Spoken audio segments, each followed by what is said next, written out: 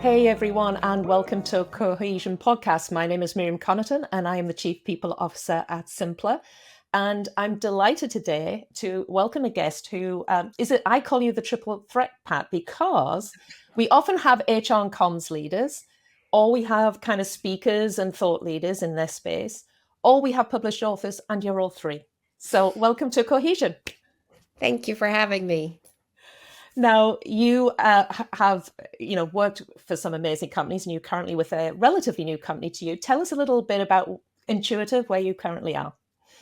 I love Intuitive, so thank you for the question.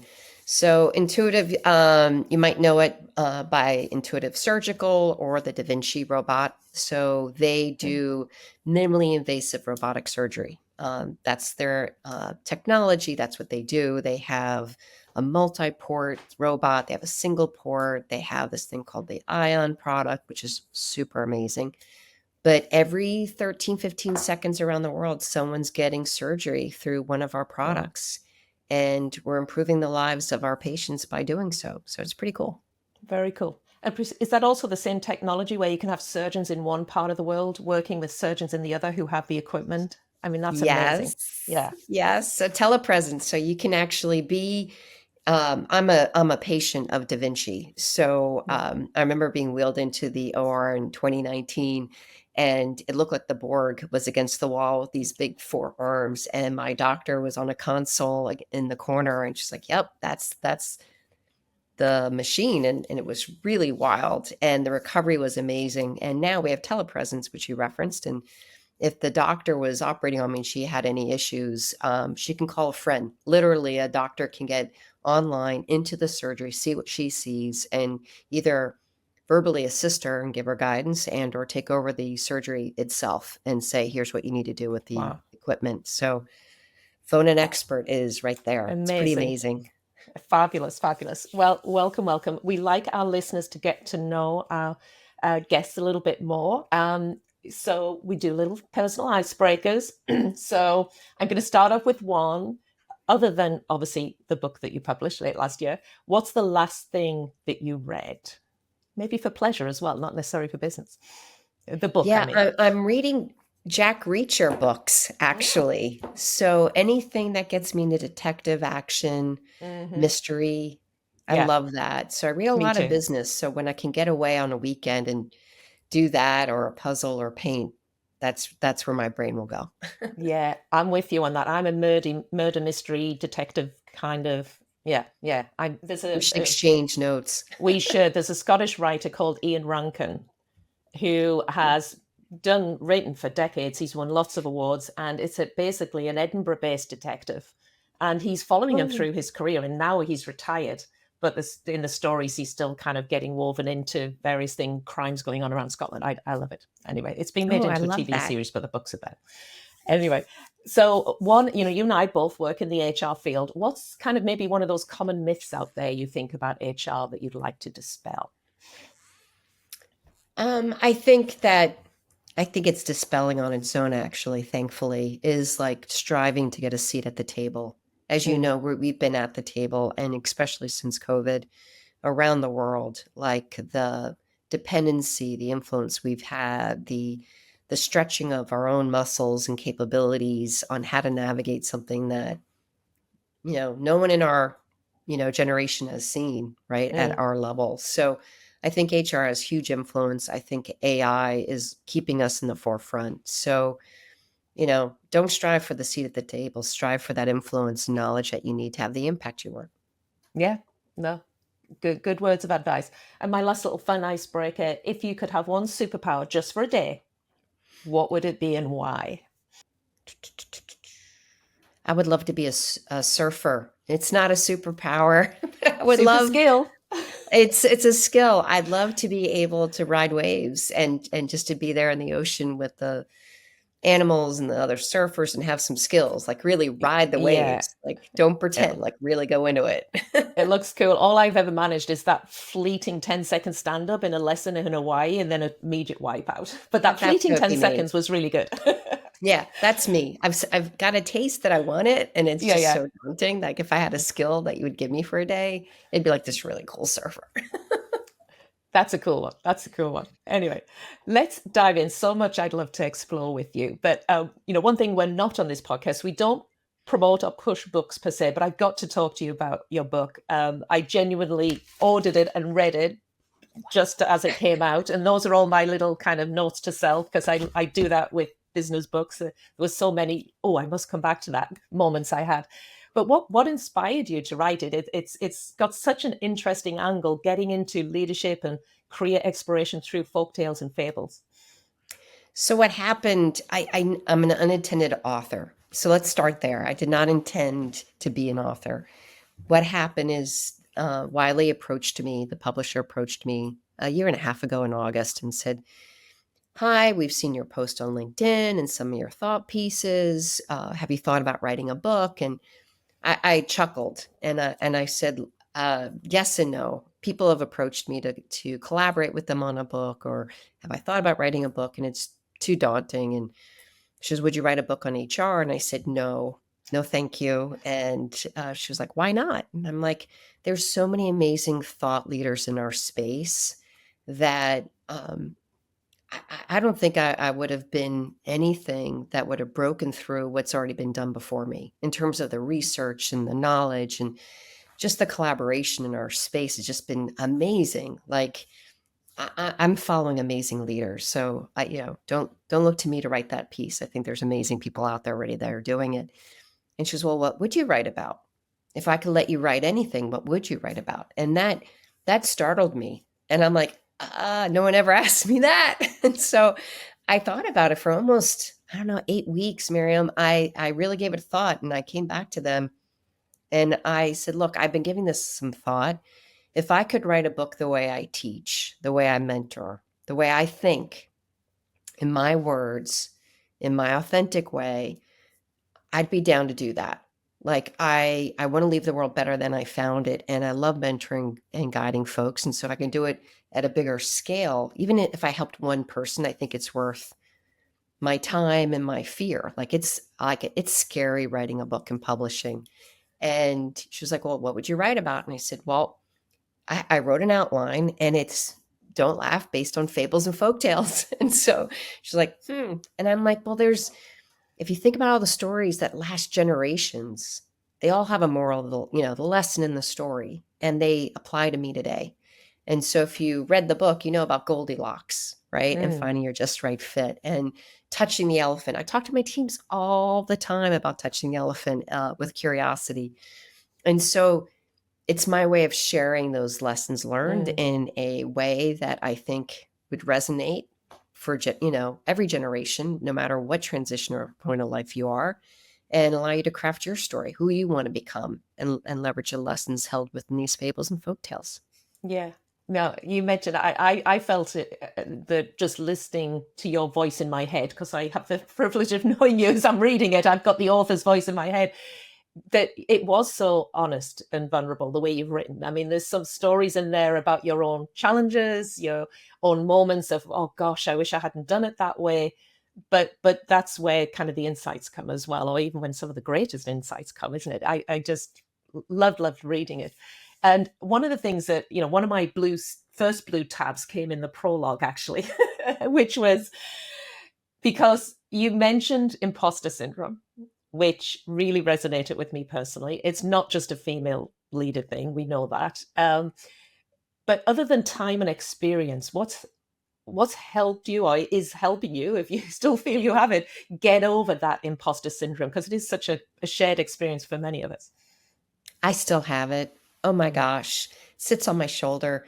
I think that when it becomes really daunting, like my fear or my hesitation to do something, to put myself out there, I actually have to reflect, like, what's holding me back? And then it's the fear, like I'm not good enough or someone's better than me or whatever that imposter feeling is. mm, And I literally just go, "Get off." I touch myself. I'm like, "Get mm. off." Like the worst that can happen is I try and I learn. And if I try and do an influence for good, then gosh, that's pretty darn awesome. And why not try? And Yeah. so it gives me the courage to go forward. So I physically remove the imposter as often as I can when I feel, Mm. it creeping up and overburdening nonstop. Yeah. Yeah, yeah, yeah. No, that's good advice. Kind of, it's like that shake it off, isn't it? Somebody wrote a song about that, I think. Anyway. Yes. Yes. She's so right. For sure, for sure. And you touched on a second ago your Goldilocks framework, which again, that was one of my other kind of blue stickies, and you've got some very helpful kind of frameworks as well. So if you want to do some self reflection, so share for the benefit of our listeners, what the Goldilocks framework is, and how you arrived at it as well, because you've used it in your own career. You share some great stories there. Oh, yeah. That's probably one of the tools I've used the longest, right? In terms of tried and true and evolved over time. I, gosh, in my early career, I was watching peers of mine being tapped on the shoulder to do things because they had an expertise in something, and they would end up following a path that was not of their choosing. And their energy, their joy in what they were doing decreased. And I'm an observer as an introvert. All of us introverts watch a lot and we listen deeply. And I felt the changes. And I started getting tapped on my shoulder for different things. I'm like, wait a minute. I love to be wanted, right? And so it's easy for me to say yes. But then do I end up in a path that's not right for me, not my joy? Mm, And I started getting a coach. I went to a class called Managing Your Personal Growth. I mean, I did some work mm, to figure this stuff out, and it was overwhelming. I'm like, how do I?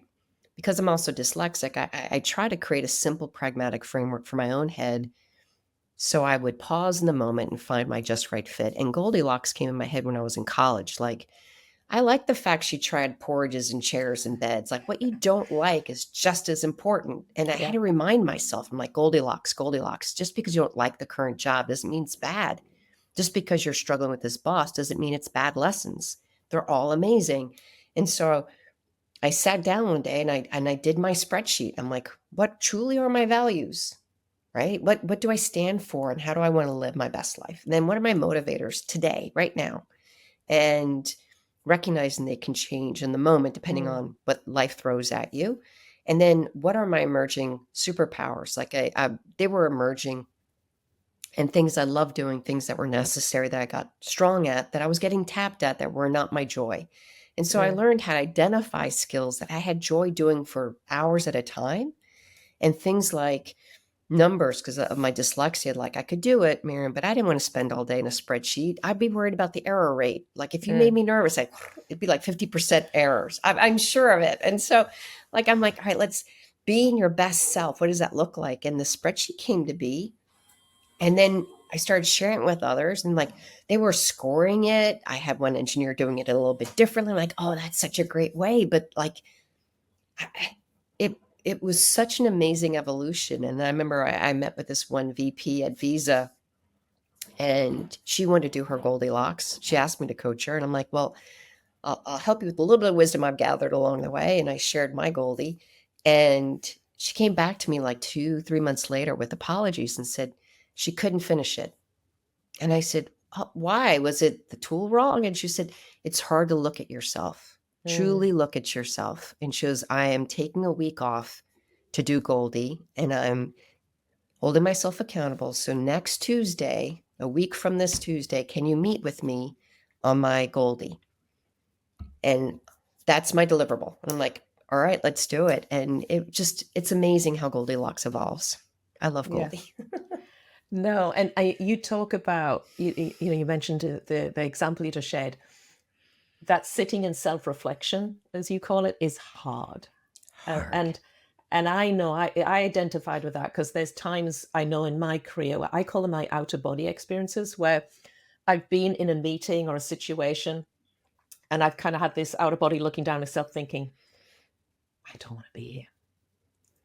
And it's not just that one thing that led up to that realization. It's always a combination of things, but there's always a moment, at least for me, there's been a moment where I come to that realization. I've been kidding myself, I've been lying to myself, I've been putting my head down and just being a trooper or whatever it is, because I've got that good, one of the things on my shoulders, I've got that kind of working class girl, you got to get it right. You got to get the A, you got to show up. And, I needed to Yeah. shake that off and say, actually, no, it's okay to go do something just because it's what you enjoy, not because somebody else told you that you should do it, and be a good girl and follow and say, yes, I'll do that. Yes. So that sitting in self-reflection, doing the work. And I found the framework really an accessible way of doing it, because it is hard.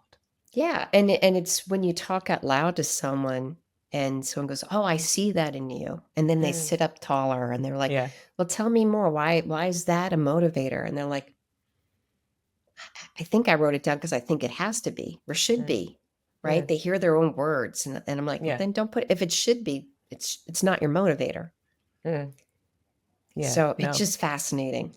One of the things that I loved getting insight on is, you've kind of worked at some amazing companies along the way, the great and good of, a lot of great and good in Silicon Valley. There's one example that stuck with me was the elephant story, Yes. and the leadership team who kind of just weren't listening to each other, and kind of just how they came to kind of use that, if you like, that insight to craft a new way of operating for them. And I've read the book, I've had the benefit, maybe just for our listeners, because I think it's so powerful to take something so simple to get a leadership team to have a breakthrough that then helps them work differently.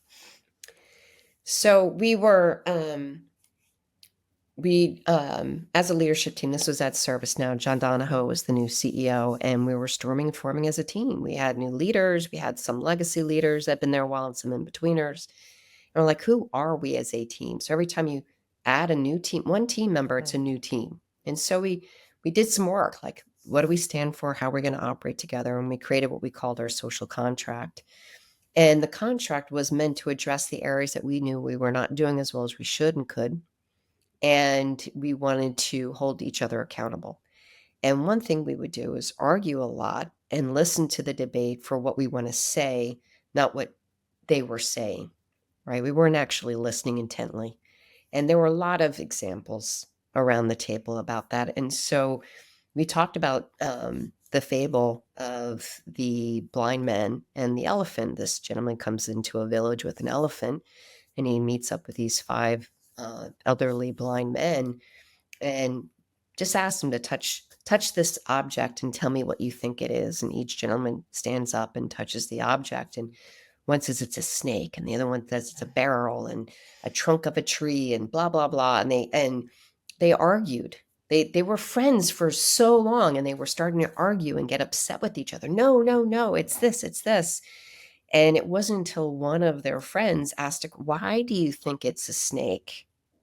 What are you touching that I don't touch?" And they started explaining what they were, feeling through their Mm. fingers, and the curiosity. As soon as they turned to curiosity, they became more joyful. They understood they were not touching a snake or a barrel or a tree. They were touching an elephant. And it's that curiosity. And John stood up with the team and said, "Okay, we've got to create our mantra to ask those questions. But I want us Mm. to be prepared for the argument. Mm. Why do we believe what we believe in?" And so we came up with argue like you're right. That means you do your homework, you get your data, you come prepared, you own your point of view.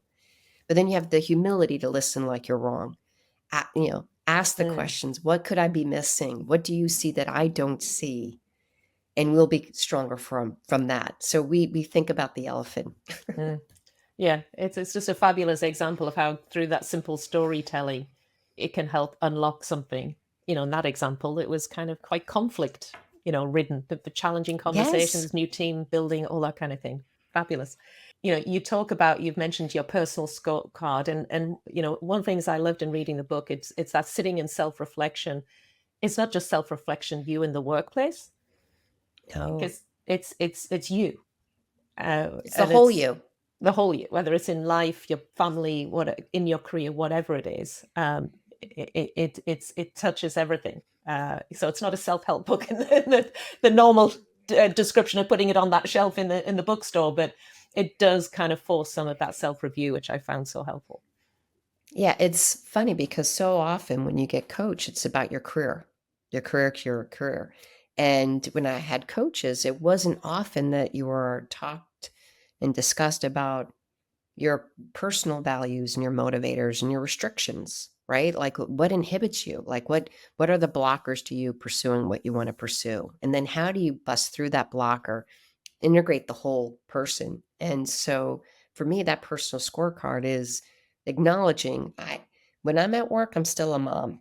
When I'm at work, I'm still a wife, I'm a sister, I'm a friend. And so I have a bat phone with my kids. If they call me back to back and I'm answering that phone. I don't care where I am, I'm answering their phone because I'm their mom first and foremost, right? Yeah. And Yeah. that's part of my scorecard. Yeah, no, I'm with you on that. One of the things that really I connected with, just kind of going back to the self-reflection and kind of, thinking about your own, where you are in life and work and career, was the frog in the boiling point. And I just that got lots of blue stickies as well, because I was kind of like it was really that bit, like I was mentioning it earlier about that kind of out of body experience. It's like that's like something's off here, you know. It's like I'm having this dissonance. Why am I having this dissonance? And maybe again for our listeners, I'm talking like everybody's read the book and they haven't, but talk a little bit about how you kind of brought that fable into helping as you mentored and, as you self-reflected as well. Well, I think about um, some of the coaching advice I got. You become the company you keep. My mom used to tell me that about the friends Mm, I kept, right? Like, how do mm, you want to be seen? And the same thing comes from companies and leaders that you follow and the environments that you're in and the choices you make. And sometimes you're in an organization that is fine, and then you rotate to a new team, and the team feels different to you. You don't know why, but you really want this opportunity. You think it's a way to get promoted or a new skill or something, right? Pay. I mean, there's so many mm, reasons to take a job, but it's not settling with you. Something feels off, and you need to reflect on why. And it's like the frog in boiling water. Over time, if you make excuses for what feels mm, off, it might be really toxic environment. And then when you want to jump to a new team, they're like, no, you're part of that toxicity. You're part of that culture, whatever that thing is. That leader or that team is mean, they're rude, they take credit or they're blank or they're. And so you get painted this broad brush, perhaps. There's a risk. And then I'm like, wow, that's interesting. And so I think about how do you be very self-aware. And the other frog reminded me of is wisdom that my uncle gave me early in my career is like you can get pigeonholed in a career if you stay in a mm, role too long or an industry too long, that becomes you. mm, And he said there's like 3-year mark. If you're an analyst for 3 years, they will only think of you as an analyst. And I laughed thinking, I'm dyslexic, no one's going to think I want to be in numbers for my whole life. But he was right. They saw me as an analyst, not as a people person. And I'm like, wow. So how do you stay self-aware of your mm, environment and the reputation you gather, the culture that you become over time and make better choices for yourself? Either change your lily pad, make it healthier. mm-hmm. You don't always have to jump. You can Yeah. you can make a tweak, you can fix something. Or sometimes you just I got to jump. Be it a team, be it a Mm, company, an industry, you got to jump. Just know the yeah. difference. Yeah. Yeah. Yeah. No, again, that was definitely a blue sticker moment, a blue sticker moment for sure. And one of the things that I'd be remiss if I didn't talk about, because you're such a great kind of speaker, and I've done your LinkedIn learning on building inclusion and belonging in the workplace. And I want to come to that because you touched on it again. You're so vulnerable and open.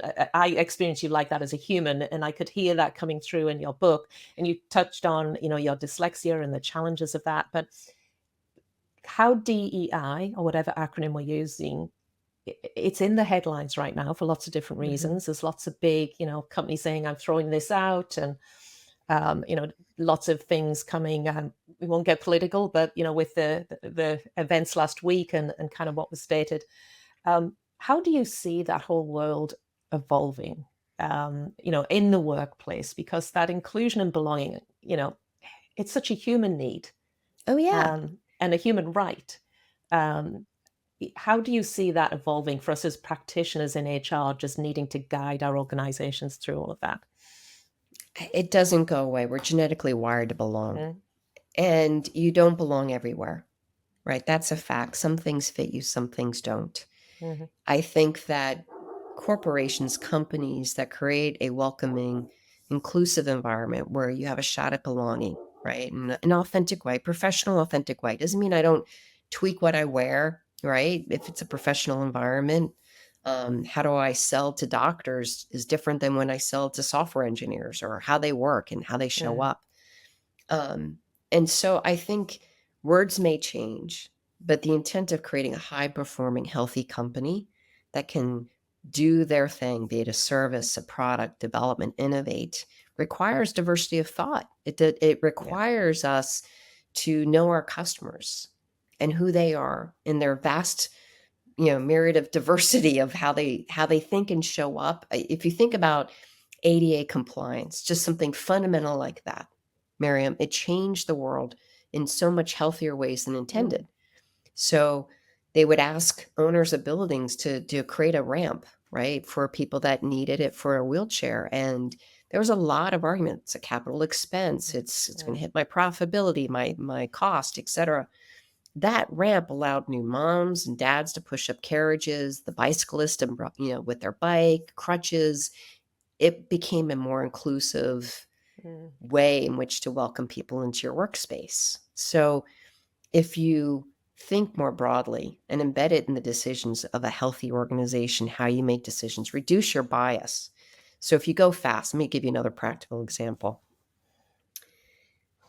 Speed of decision making forces us to do pattern recognition.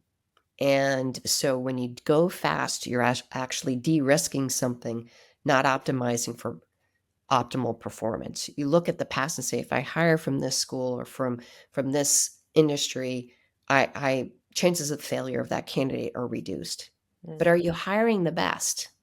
Maybe not. So you're de-risking, you're not optimizing. And so if you slow your neurological roll, if you look exactly what you need in the future, not just for today, you can create a healthier company. So yeah, there's pressure, right? Maybe we changed our language a little bit, but I know that diverse teams, divergent thoughts, how we show up, make better products, better innovation, better service. And that's Yeah. what we have to hold on to. Yeah.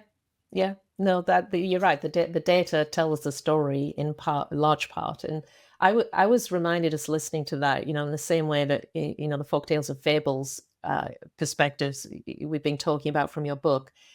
History is a great teacher as well. And language that we've used for things has always evolved. It's always been so. I can remember, when I very first entered the workplace, we actually did things called climate surveys. I mean, what the heck were those? And then it became employee satisfaction. And then we starting to talk about engagement. And then, fast forward, and we've got so much richer, deeper ways of understanding and tapping into helping employees share with us how they feel, how they think, what impacts their performance. So we call it something else now, but really it's the same thing that's just evolved both with time, with the technology that's available, with the data that we can now tap into, and it's right for the context of now. And I'm Yes, with you. I'm a believer that it doesn't go away; it just changes. it just evolves, right? And smart people figure out how to evolve it and keep it Yeah. harnessed and thriving. Yeah, this is it. And at the end of the day, the results speak. So if the performance is there, if that kind of innovation Yes, is there, if all of those things that we know come from high performing teams, then you know it's going to stick around and it's going to evolve. Those are the two exactly. truths for sure, for sure. Yeah, one of the things we've touched on, that power of human connection, that power of belonging. How do you see storytelling, which is so powerful and important to the human condition, including in the workplace? How do you see that evolving in this way that we're working, where, we use technology much more to communicate, where, we've got that diversity of work models we're all now super familiar with? How do you see that human connection through storytelling evolving in the workplace?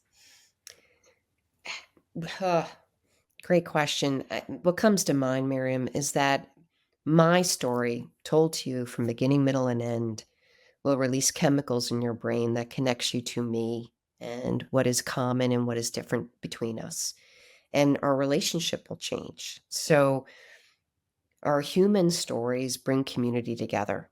And when you tell your story, I get to know your vulnerabilities and your aspirations, and that influences me, right? I want to help you to achieve your goals, or I know that you're afraid of mountain climbing. So next time we have to go mountain climbing, I'm your buddy, right? Or whatever that thing is. I think our stories create community, courage, helps knock off the imposter a little faster, and that creates a vulnerability to share more at work, right? I think that's huge. Smiles are contagious, so coming together for purpose. Our body language is contagious. When you lean into something, when you show who you are, you can't help but create a community, and our chemicals react to it. So why would we not tell our story? And there's this old debate. Do I have to trust you to tell you my story? Do I tell my story so we can build the trust? Like what, the horse or the cart kind of debate. I believe strongly you have to be vulnerable first. I need to be vulnerable for me to be trusted, and for people to welcome me. And I hope others will see that and in return show who they are. You don't have to show me everything. I don't need to know everything, but who I am matters. And especially if you're a leader. And so I think storytelling will never go away. Yeah. Yeah. I love how you started off sharing that in terms of just there is literally a physiological, there's an emotional and a cognitive reaction going on whenever we interact, however we interact in whatever setting. And I think I might have mentioned this on one of my other conversations recently. It just stuck with me. It became my word for the day that week. I was reading an article about happiness and joy in life, not just in the workplace, but it was based around the science of confelicity. So the idea of felicity, happiness, together. And the joy we get when, what do you do when you get good news? You text your best friend, you call your sister, and the joy that gives you, or you just share a compliment, or you give somebody encouragement, and it makes them feel a certain way. Like you said, they sit up straighter and they kind of walk a little taller, but you also feel better when you do it. And there's science to that as well. And I just love that idea that, if we had more conflicts in our lives, it actually does have that kind of ripple effect. And yeah, it just resonated with me. It came back to my mind there when you were sharing it, the physiological reaction we have. Just going back, we're talking about kind of the challenges of, we're using much more tech in the workplace, so working hard to keep that human connection going. And one of my other blue sticker moments was the Emperor's New Clothes story, which I can remember as a child having this brilliant Hans Christian Andersen illustrated storybook. And I just remember the illustration. I loved it because as a child, there's nothing more funny than adults in underwear, when you're little. I know. That's so a real funny. snigger kind of moment, isn't it? Yes. And it really stuck with me. And there's this brilliant illustration of this portly emperor with just the crown on his head and his long johns strutting through town. And everybody else similarly, because they'd all bought into the groupthink. And this one little ragamuffin boy wearing clothes going, hang on. But I don't see anything. I know. And when you talked about that, and I'm looking at my notes because I wanted to get it right. You said every employee deserves to be treated beautifully, which I loved. How do you bring that thinking into what is a complex, messy, tech-enabled world of service delivery that we live in HR as part of our remit? How do you bring that through how you build that infrastructure and deliver that experience? For me, it's like the magnetic north, right? It's a compass statement for me and my team. And I remember when I shared it with not only my team, but my company that I was at the time. And my bigger point was even in tough times, even if I have to lay somebody off, I can be present, I can be respectful, I can be compassionate. I know in tough times, you might retain 30% of what I'm saying. And for most of us, when we're giving bad news, we just want to run, deliver it and leave, be short and sweet and out.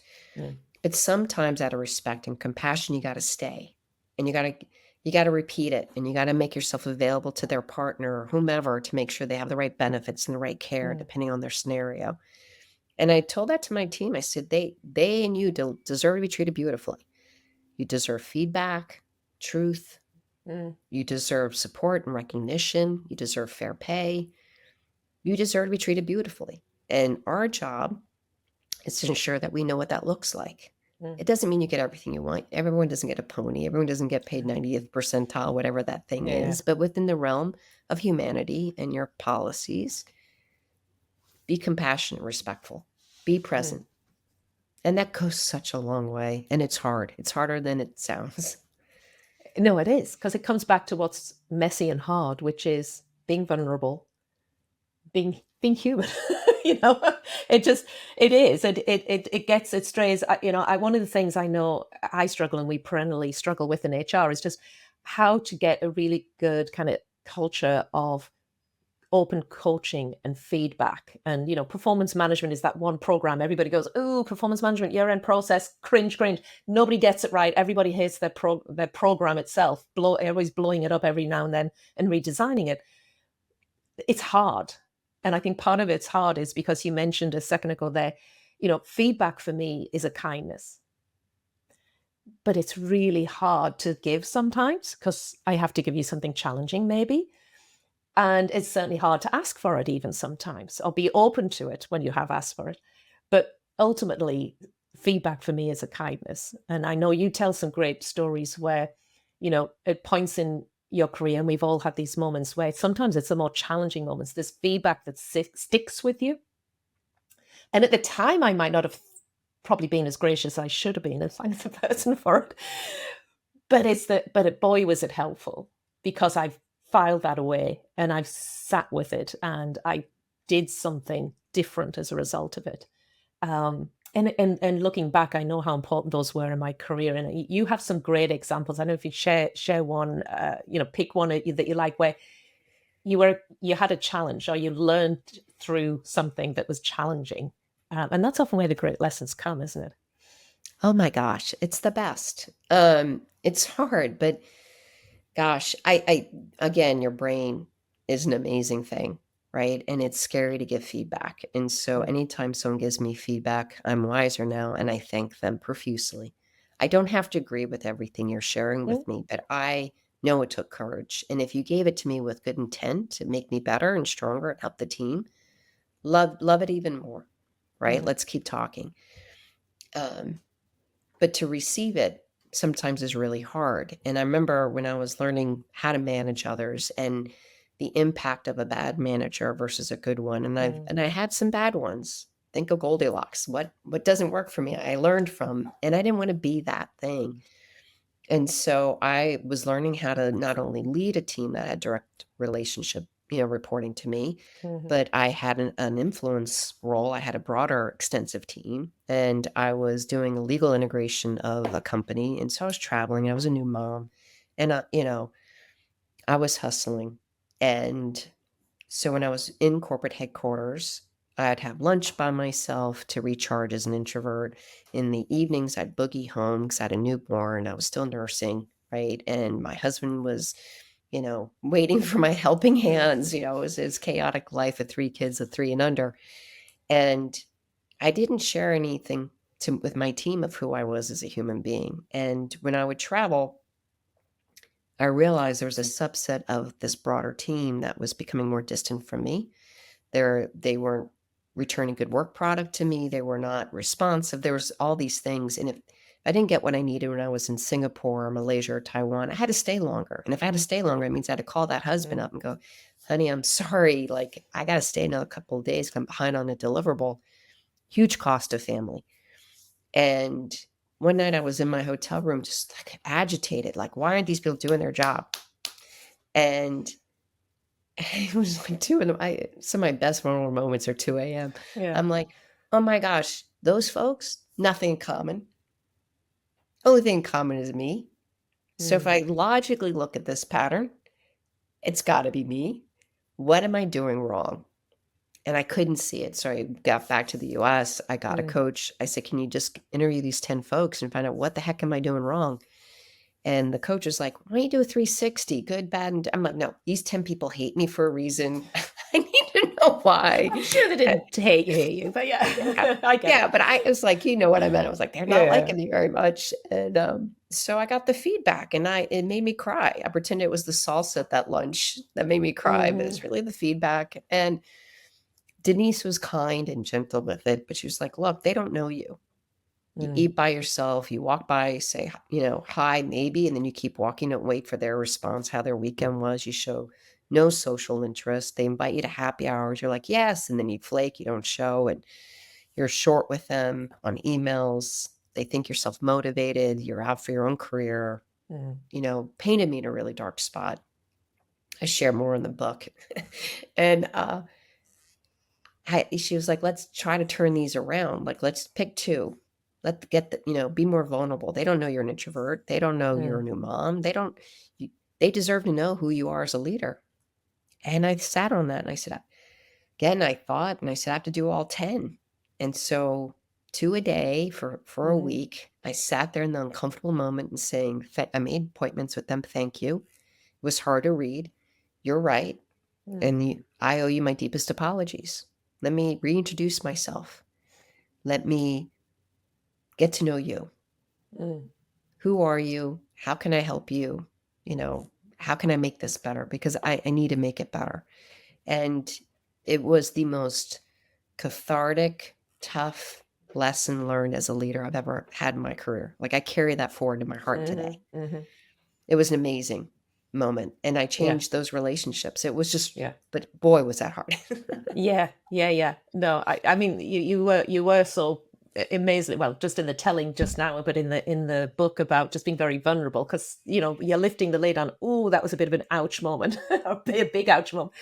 But so important to share those because and again, that was another one of my blue sticky post-it note moments because I've had at least one, if not a few more, parallel things that as I've learned, as I took on new challenges or something, because I like you, even though people when I tell them are like, no, really, I am actually an introvert as well.